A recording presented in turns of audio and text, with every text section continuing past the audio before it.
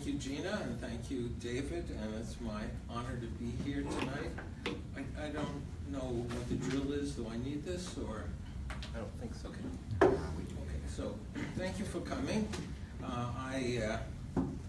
As David said, I'm a psychiatrist. I spent about 30 years taking care of patients directly, running clinical services, and then about 15 years ago I went to work for government. I was the first 5 years as mental health commissioner in New York City, and now it's for the state.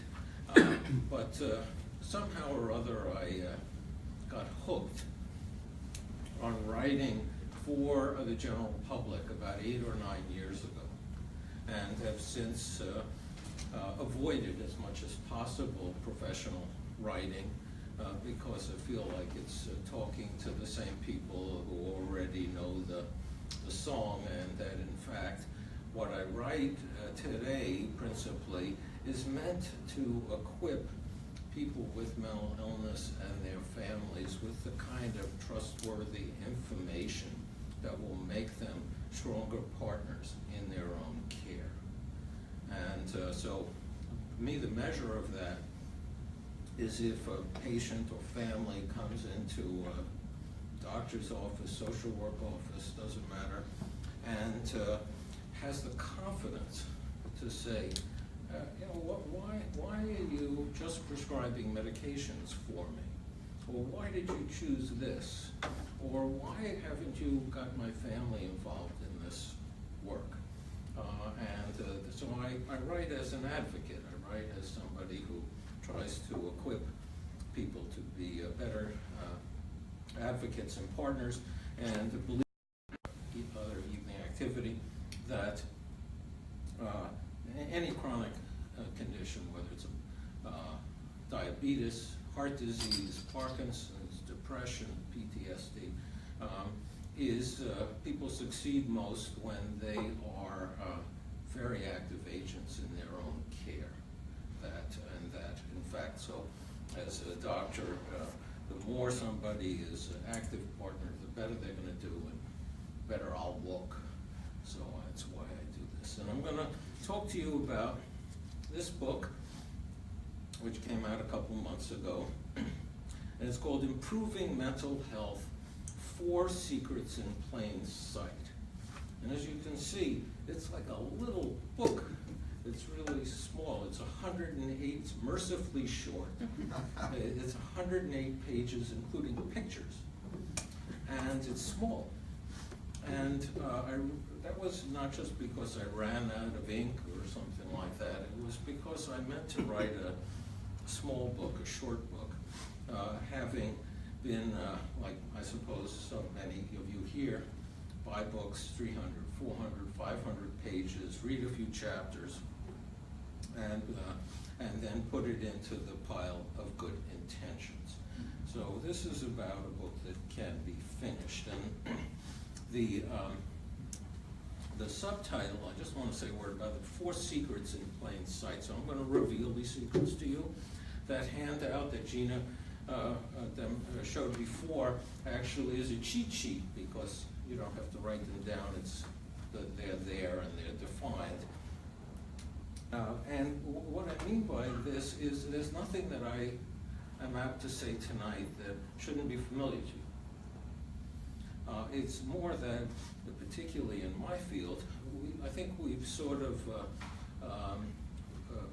we've lost the script, and we're much more too narrow in our understanding and our interventions, and that in fact people with mental diseases, people with addictions need a much more than just a prescription of medication, and that's been an overly focused area in my field. So this is about saying that there are secrets hiding in plain sight, and that as I say them, I want you to ask yourself whether they meet 3 qualities,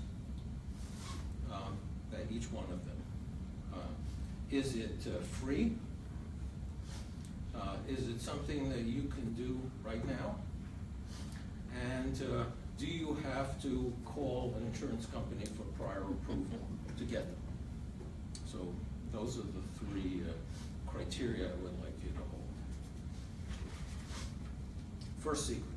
First secret is behavior serves a purpose.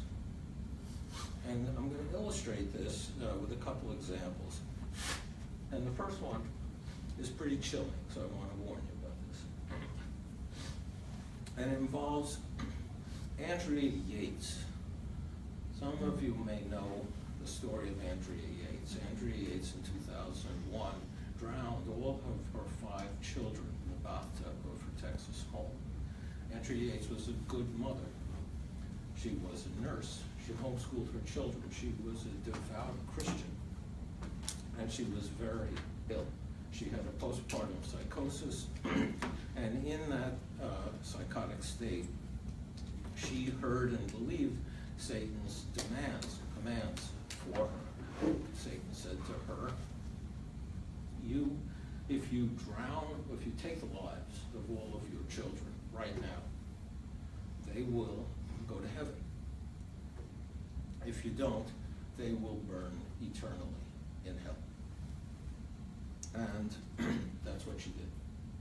As incomprehensible as this seems, as even reprehensible as it seems, she acted on a delusion and hallucinations that she had, that her behavior was purposeful. And I've had contact with other women, mothers, who have taken the lives of their children, and in every instance when you unbundle this, you see that their determination and motivation was altruistic. They meant to do something for their children. Of course, it didn't have that effect. She went to trial. First trial was a criminal trial. She was convicted. Second trial, then there was a mistrial. Second trial, she was declared not guilty by reason of insanity and was remanded to a forensic hospital in Texas, where she remains to today. I believe that behavior serves a purpose, and that it's often not at all clear or straightforward what that purpose may be. And that's the first secret. Here's another example. This is a story about how doctors feel, and that I think also discloses the first secret. And I mentioned this paper, John and David heard this a while ago. This was a paper that was published in the prestigious New England Journal of Medicine in 1978. And the first sentence of the paper is, admit it or not, the fact remains that a few patients kindle aversion, fear, or even outright malice in their doctors. And the title of the paper was Taking Care of the Hateful Patient. Now, this was, paper was, I worked at Mass General at the time, and as the author, Jim Groves, was a psychiatrist who was working on the medical surgical floors. And he observed that the real exhaustion that his colleagues experienced was not just from the hard work of taking care of patients. It was because of the harboring all of these awful, hostile, hateful feelings that they had towards their patients. And he was not trying to disdain patients. He was trying to help his colleagues stick with the hard work of taking care of difficult patients. And he said there were 4 different kinds of hateful patients. The dependent clingers, the entitled demanders, the manipulative help rejectors, and the self-destructive deniers. And when we read Jim's paper, I thought each of these illustrates how behavior serves a purpose. The dependent clingers. The dependent clingers are people that we would now say suffer from what's called insecure attachment. That they don't have a solid foundation in attachment. I'll get back to attachment later on. So they live in fear that they're going to not to maintain a relationship that they need for their essential well-being. And so they're not at the doctor's office or on the floor of a hospital. They're not there to get better. Because what happens if they get better? The doctor says, well, goodbye, see you, you don't need to, and in fact, that's the exact opposite of what their objective. Their behavior is meant to sustain the relationship, and it's driven by this insecure attachment. Then he talked about another group of patients who are particularly difficult, and these are people whom he called the entitled demanders. And the way they work on John or David or me is that they're hostile. They're devaluing. They find out that they're good at tuning into what your weakness is and prodding you with it. And so and you're like a nice doctor. You want to take care of them. And what are they doing? They're just like they're just being hateful to you. They're being nasty to you. You didn't do anything to deserve it. And what is our usual reaction? It's aversion. It's avoidance. We don't want to go near somebody who's going to be nasty to us, particularly when we're trying to help them, right? And he said that, Gross said, this is another example. He didn't use the behavior person, but he said that when you want to try to understand these people, that they're managing their fear of a relationship with the doctor by not allowing the doctor to get too close, and to feel that the strength of a close attachment is a terror for these individuals. So the way they handle that is they push you away. They're nasty. They keep you at a distance. And then he talked about also the help-rejecting patients. And these are people who sadly keep coming back to their doctor or their nurse. They just can't get better. And no matter what you do, you give them different treatment, you do more tests, they just show up again and again, same complaints, new complaints. And that their objective here is to, like one of the other instances, is to see the doctor. It's not to get better.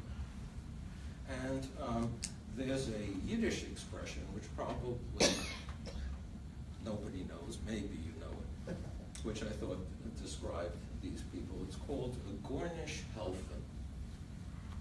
A Gornish Helfen means nothing will help. Doctor, nothing will help. And that's the song of the help rejector. And their purpose is to keep coming back. Their purpose is not to get better. So as a doctor, if you think that's the measure of your success, which is to get them better, you've got to figure out another way to get there. And then the last group that he described were, he called self-destructive deniers. And he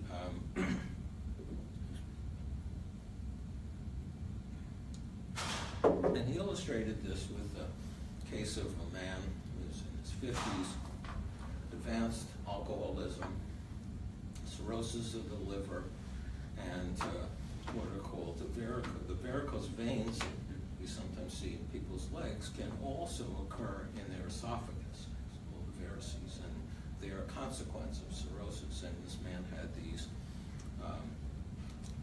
blown up vessels in his esophagus, which were ready to pop, which would kill him. And he kept drinking, kept smoking, he wouldn't take his medication. And this also can be pretty tough on doctors because they want their patients. We want our patients to get better. And that, in fact, these are people who are, as Grove said, willing to die before they're willing to take the risk of living. All of these, I think, are examples of how behavior serves a purpose. And it's not just with patients, so that when we look at people we work with, we look at people in our family, our relatives, when we see behaviors that seem incomprehensible to us, perplex us, they drink too much, they smoke, they gamble too much,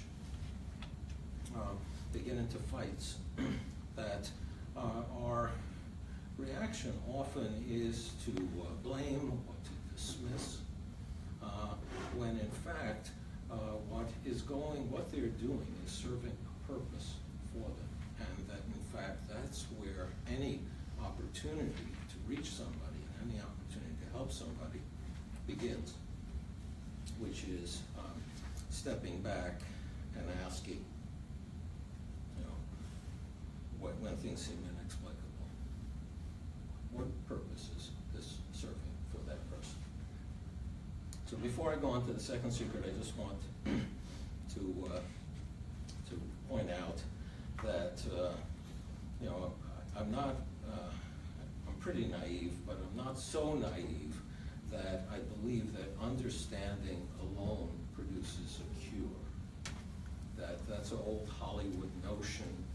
People understand something, you have an emotional reaction, and you're cured. That's a dated notion, deserves to be.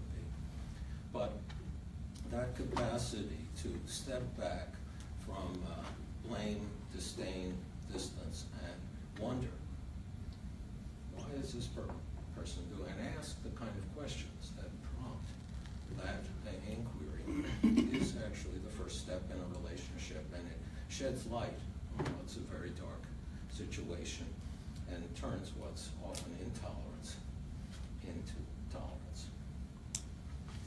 Second secret. This is another arcane reference. Maybe some of you have seen this. It was a great French film that was released in 1970, directed by Francois Truffaut, the great French director, and the film was called L'Enfant Sauvage, The Wild Child. Anybody see this film? This is a really classic in cinema. It doesn't get attention, but if you're a cinema person, you're active cinema. This is a true story, and the film opens with it's a black and white film, with a still frame, black background, white letters, and it says, "This story is authentic." It opens in 1798 in a French forest. And then the film goes from that still to the moving picture. And you see a boy, maybe 10, naked, running through a dense forest. And a woman harvesting mushrooms spots the boy. She gets scared. She goes and finds a couple of hunters with dogs, and they track the boy down. They find him. They find his lair. They smoke him out. And the boy is feral. He kicks, he bites, he fights them. And when they leave him alone, he rocks, like we sometimes see with people with autism. This was a boy who had no human attachment from an early age, unknown, because he had no language. They didn't know what to do with him. This is in the mountains in South Central France. So they bundled him into a carriage and they brought him to Paris. And he was admitted to an institution for the deaf and dumb. And he proved to himself to be neither deaf nor dumb. He was actually quite wily, clever, but had no language and was intolerant of any kind of social contact with other children or teachers. They tried to civilize him. He was sort of adopted by a rich medical student who had a nice home and a housekeeper, and so he had care at home, but he was too far gone. His basis in human attachment had been so absent from such an early age and so persistent that he was irrevocably damaged. Fast forward to the last century, after Sigmund Freud, who was particularly preoccupied with the instinct, sex, and aggression.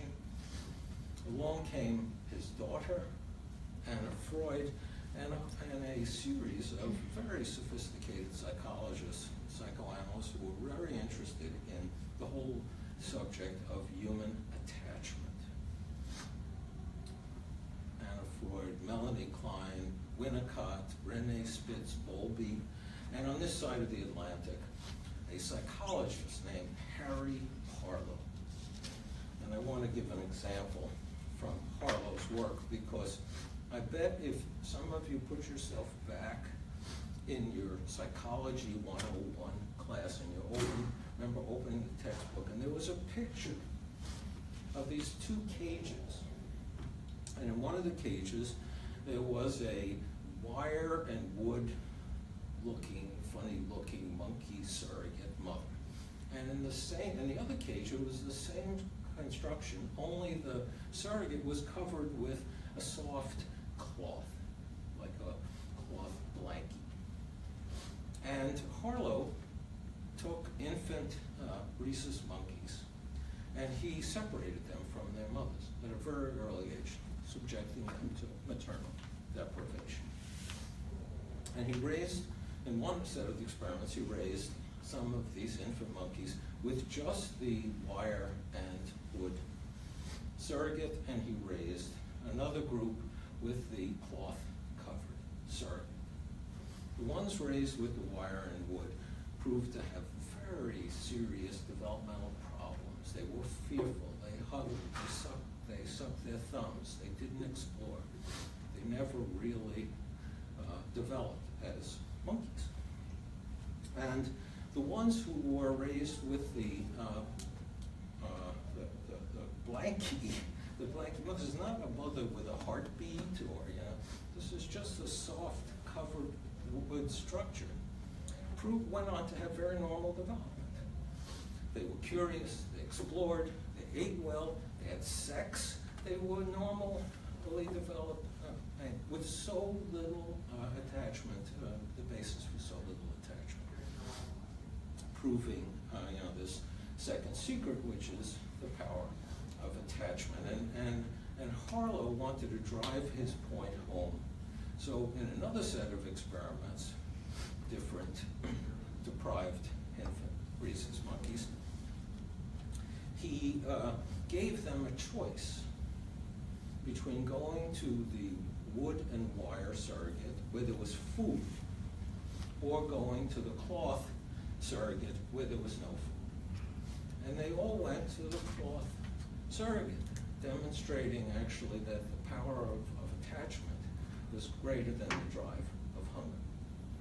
Power of attachment. That's the second secret.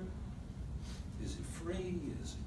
Can you act on it? Do you have to call your insurance company? And so, but you might wonder, what is this guy talking about? From French forest to monkeys. What about us? What about human beings? And so there, the evidence is even more compelling. And in 1938, almost 4 generations ago, a study began at Harvard College, Harvard University, called the Harvard Adult Study of Human, the Harvard Study of Adult Development. And that study has been continuously going on. Started out with like 268 Harvard undergraduate men, it was boys' school back then, and has now followed tens of thousands of men and women. George Valiant was the director of this study, and now a colleague named Bob Waldinger. And the purpose of the study was to answer one basic question, which interests me and may interest you. What makes for a long and healthy life? That was the purpose of the study. And you might think, well, these are privileged young men and women, that fame and fortune is what predicts a long and healthy life. Keep thinking.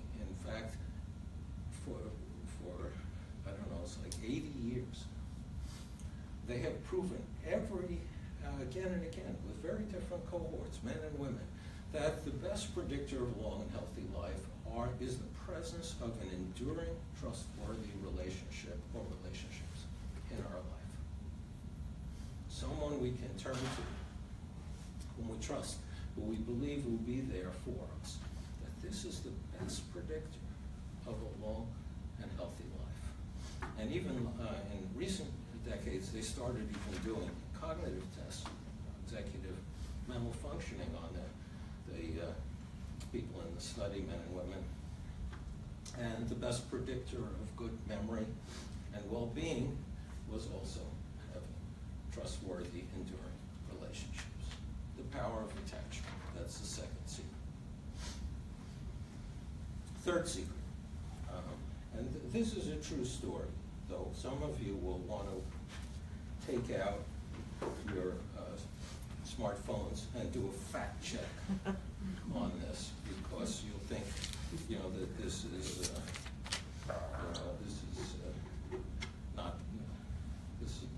fabricated, but it's not. And it's about something that's really important to doctors nowadays, and commissioners especially, which is what's called standards of care.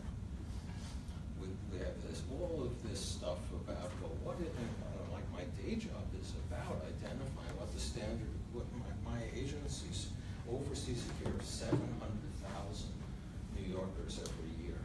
And I'm the medical officer, supposed to be the one who sees to it that these people get the right standards of care, the right treatment, the right time, for the right duration, and so on and so forth. Standards of care are a big thing. And the story goes back a long time, even longer than the French forest story. And it involves the standards of care, the standard of care for battlefield wounds. And the first written evidence by which the standard was written down was by an Egyptian physician in the 1700 BC. And he wrote that when you encounter a battlefield wound, which would be like being bludgeoned, I guess, or stabbed, or an arrow, I don't know, that what you need to do if the patient's not dead is remove the debris, wash gently with water, and cover to allow natural healing. That was the standard of care, and it depicts the third secret, which is, as a rule, less is more. As a rule, less is more. And this standard prevailed for a couple thousand years. But then something changed, and in 900 AD, the Chinese invented gunpowder, thereby, within a few hundred years, changing the weaponry of war. And the most common battlefield wound by the 14th century was a gunshot wound. So either if you weren't dead, you had a gunshot wound. And the standard of care was for the battlefield surgeon to pour boiling oil on the wound. And there was a theory behind this, which is these wounds get infected. If you pour boiling oil in the wound, it won't get infected. But you can imagine if you're a poor soldier, you're shot, you think, I'd rather die than, have this crazy doctor pour boiling oil on my wound. And you would think, and so the effects were disastrous. And you would think, well, so that practice would go away. It persisted for 200 years, and there were a lot of wars during that time, a lot of gunshot wounds. Until the 16th century, when a French surgeon, battlefield surgeon, ran out of oil. So what did he do? Well, he removed the debris, he had some innocuous fluid, he poured it on the wound, and he covered it for natural healing, thereby restoring the standard of care that had existed thousands of years earlier, whereby revealing the third secret, as a rule, less is more. So why am I telling you this story? Well, it's a metaphor. It's a metaphor by which gunshot wounds are a metaphor for psychic wounds. So in the 80s, I haven't been able to hold down any job for very long. So in the 70s, I worked at Mass General. In the 80s, I moved to Cambridge, Mass. And I was working with a good friend and colleague that some of you may know, Bob Drake, who's now at Dartmouth. And we were working in Cambridge, and we were working with very ill patients with schizophrenia, psychotic conditions, very seriously dysregulated people with personality disorders. And we were working in emergency and inpatient units. And we were seeing these patients come in really bad shape. They had lost whatever ground they had over their illness. They were more psychotic, they were impulsive, they were aggressive. And we tried to understand what's going on here. And we found more often than not that what had tipped the balance for them was that they had been in intensive psychotherapy, which was a standard of care back then. It was before the biological revolution took over, and it was very seen as the right thing to see the patient every day. And to explore, to pursue emotional feelings, to uncover, to put people in groups where they would be expected to be expressive of their feelings, their anger, confrontative with one another, go to family meetings where there was blame and confrontation. These were intensive forms of treatment that were destabilizing to these people with very fragile psychological balance, and it was making them sick. And it was an example from the psychotherapies where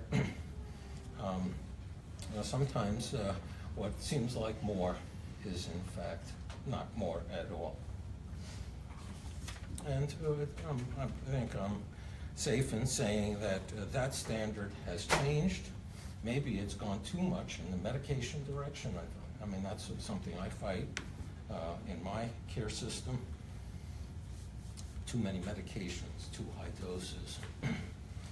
But generally, our approach to people with very serious illness, mental illness, is practical problem-solving therapy, skill building, social skill building, cognitive exercises that help with their executive functioning, sequencing, memory, short-term memory, judgment, working with the family.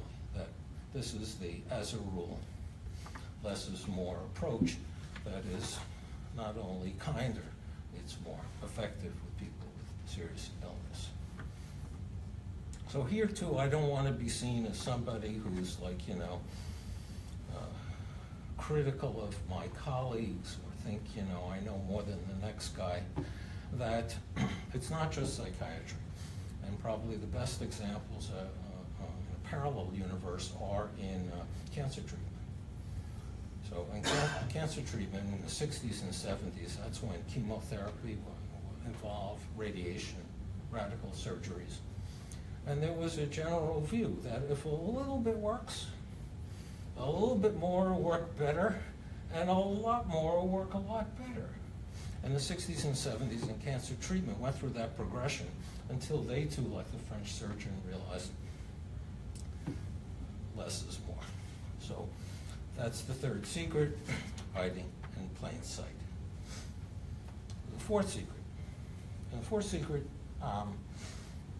takes off from an experience I had about 5 years ago. So I worked for New York State, and my employer, like many employers, was keen on saving money. So I got a letter in the mail one day informing me that I had 60 days to select a different health insurer because the one that I had before, the state wasn't going to do business with because it was too expensive. I was healthy, I had a really good primary care doctor. I didn't want to change my insurance. I certainly didn't want to change my primary care doctor. But you know what happens? All this nonsense happens. You know, this doctor's in this network, this doctor's not in this network. So I had to find a new primary care doctor. And you think, well, you know, Sederer, he's a doctor, he works at hospitals, it wouldn't be a problem to get a primary care doctor. I could not get a primary care doctor. How many of you have tried to get a primary care doctor? It's like a really hard thing to do. So, and I wanted to get my medical care at the Columbia Presbyterian, also for location. I wasn't sick, it was just, it was a convenience. So there I was knocking on all these doors and I just couldn't find a primary care doctor. And the associate chief of medicine in the department heard about this. And I think she took pity on me. And she called, and because in most medical departments, the chief is involved with research and fundraising, dealing with the dean and all these terrible things. And the associate chief is the clinical head of the department. So she ran the faculty practices. And I think she took pity. I mean, I think she was ashamed a little bit that none of her faculty practices would let this guy. I mean, he's difficult, but he's not that difficult. So she called and said, look, if you want, I'll be your doctor. So I went to my first appointment, sat down in her consulting room, and her first question was, what are your goals for your health? What are your goals for your health? And I thought, geez, I am in the right place. She's not busy there in front of a screen. She's not taking my insurance information. She's not asking me about symptoms. She's asking me about what's important for me and my health. I didn't expect the question, but I had already come to understand what my goals for my health were. So I said to her, I have two goals. The first is I want to reduce the chronic inflammation in my body. And the second is I want to increase the capacity, the competency of my immune system. Decrease chronic inflammation, increase immune capability. She was bemused by this, and she is a rheumatologist. So she like knows this stuff 1,000 times better than me, you know, inflammation and immunity. And she said, well, tell me more. So I proceeded, and I said, look, I've learned that we understand the difference between acute inflammation and chronic inflammation. And acute inflammation is a good thing. It's adaptive.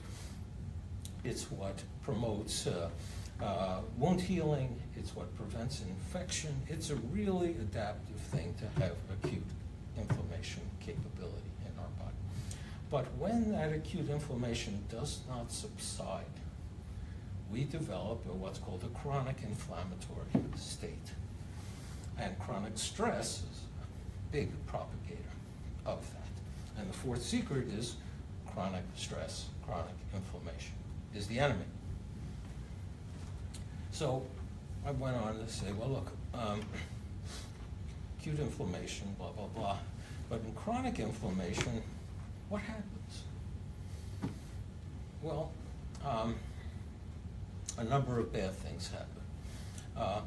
The chronic inflammatory state induces the production of the crap in our cardiac arteries, in our cerebral arteries, those little fatty plaques that block the flow through the vessels, putting us at much higher risk for heart attack and stroke.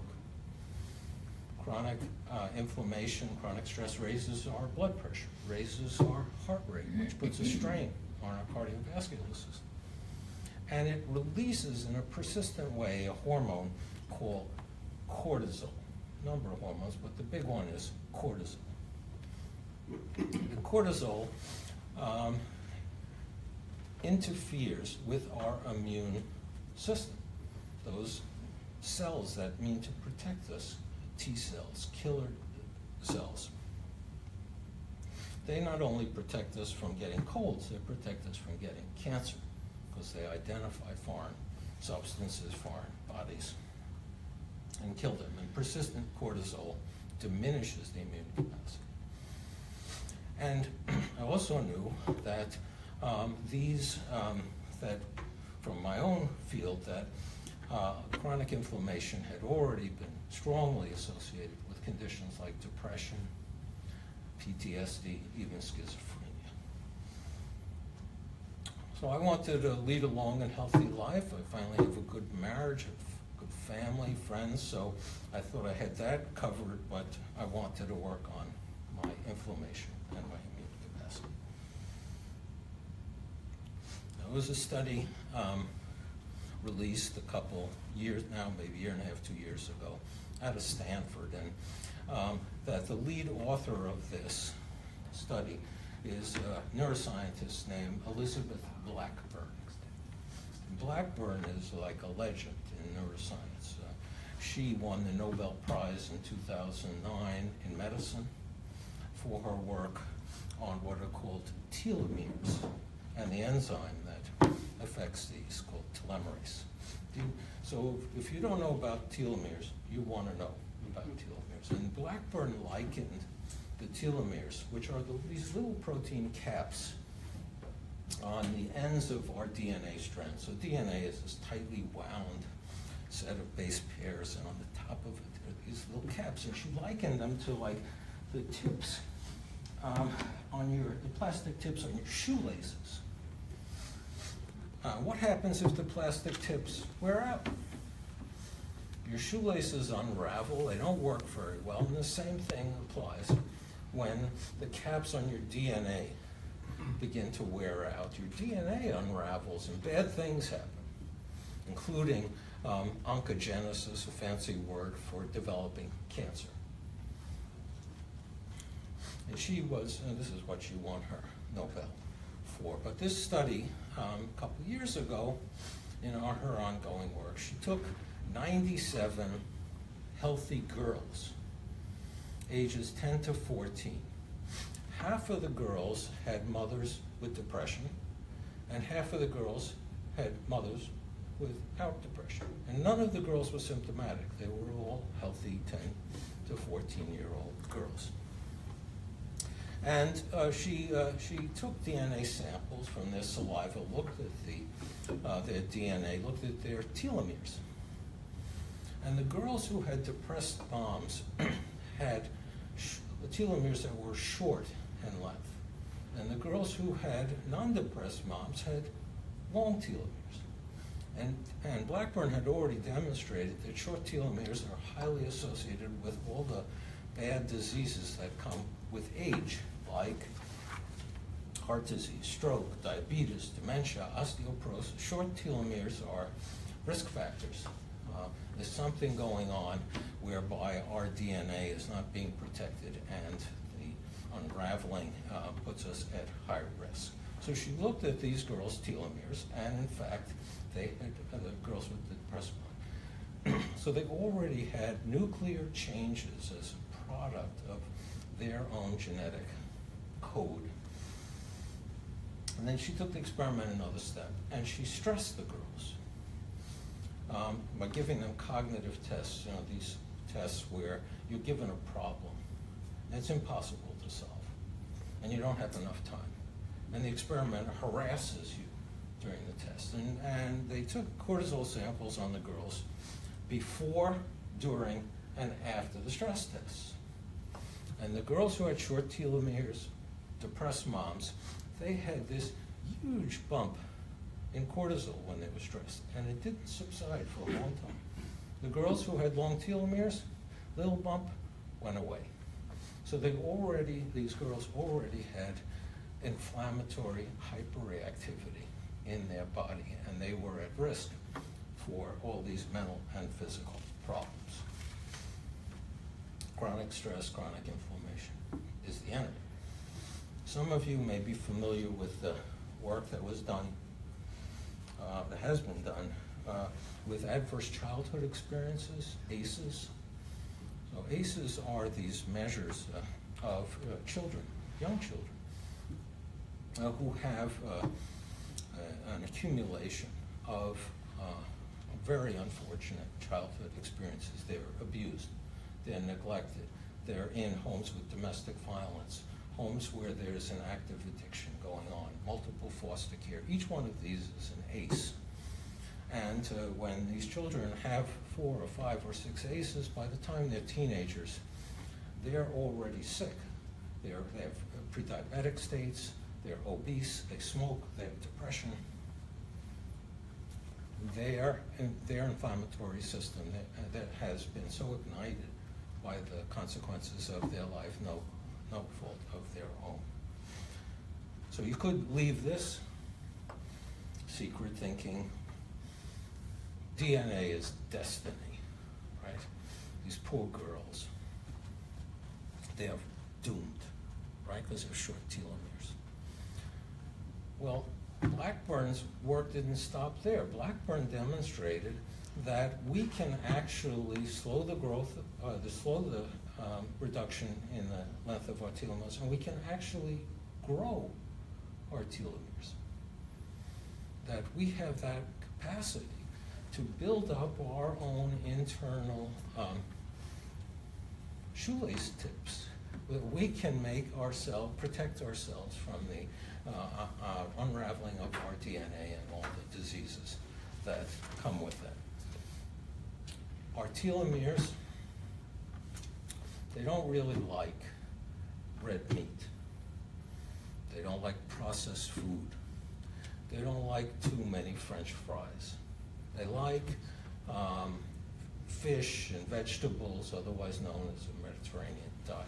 So nutrition is one thing. Our telomeres like a good night's sleep, something that has eluded me for a long time, but they like 7 hours of sleep. Our telomeres really like exercise. So there's not about, I don't know, do you have Soul Cycle here or something? No. So, you know, these We must.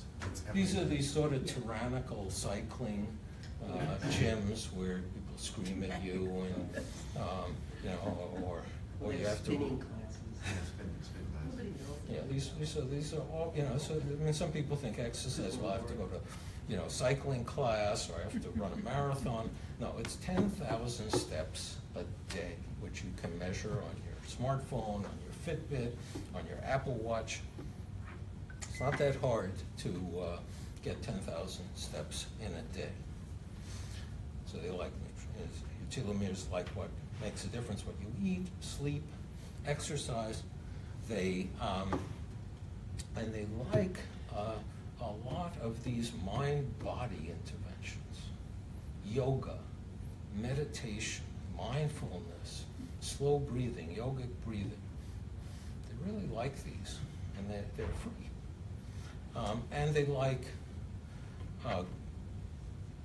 safe, supportive relationships, and they really don't like toxic people who are out to do you harm.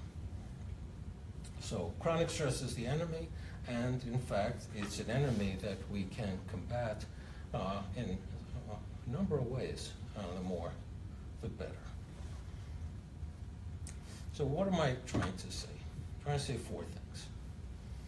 Failing to understand that behavior serves a purpose seems a habit that's worth changing, because it's going to distance us from those that we care about or those that we want to try to serve. Behavior serves a purpose. Second, not appreciating that human touch, that attachment, is the best protection that we have against loneliness and isolation, and the best protection that and the best predictor of a long and healthy life. That's a sad habit that we suffer from, and we can all be deprived by its absence. Power of attachment. Third, doing more may seem like a virtue, and in fact, the history of medicine is about a little bit more. Good intended doctors trying to do more, but often ushering in another whole layer of complication and malaise.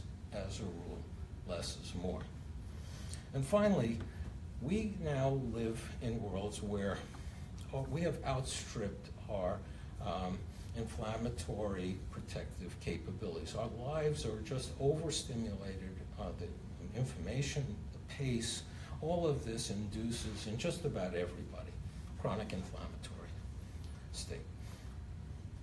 And unless you want, so I'm an advocate for having as big and robust a life as we all can have, except that's going to ignite a lot of inflammatory processes. So having that kind of life, having the lives that we lead, is one that calls for us attending to our stress in ways that doesn't involve medication, nutrition, exercise, sleep, relationships, breathing, slow breathing.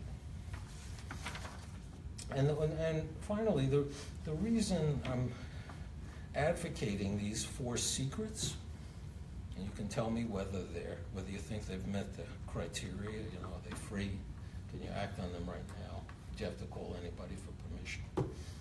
The reason I'm telling you this was because I believe that we are blessed as a species, that humans are blessed. And we're blessed with something that now gets called frequently resilience. We have the capacity to rebuild neurons in our brain. It used to be believed that what you had was it. Now we recognize what's called neurogenesis. We can rebuild neurons in our brain. In my work, I was in the city. I was in charge of the mental health response for years after 9/11. And many other disasters, including Hurricane Sandy, which was more devastating in its impact than Katrina. And I have seen how people's lives have been knocked down and how they can be remarkably resilient. And I've seen not just individuals, but neighborhoods, communities rebuilt. We are a resilient species, but it doesn't happen automatically. We have to work at it. We have to work at it. We need family, we need friends, we need support, and we need to take care of ourselves. And when we do, we can have a good life. So I hope these 4 secrets make sense to you, that none of them are novel, but that maybe they find some application in your life. So thank you very much.